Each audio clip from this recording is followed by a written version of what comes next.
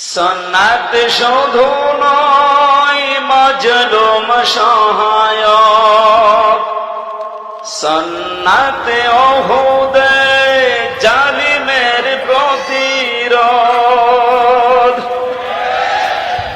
সুন্নাত শুধু নয় নির্জন ধ্যানে যাওয়া, আর সুন্নাত হলো পাথরের আঘাত খাওয়া।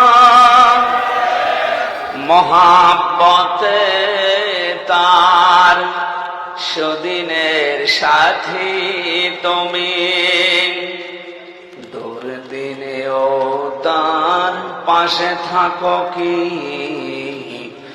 আরো কিছু সুন্নাত আছে তুমি জানো কি?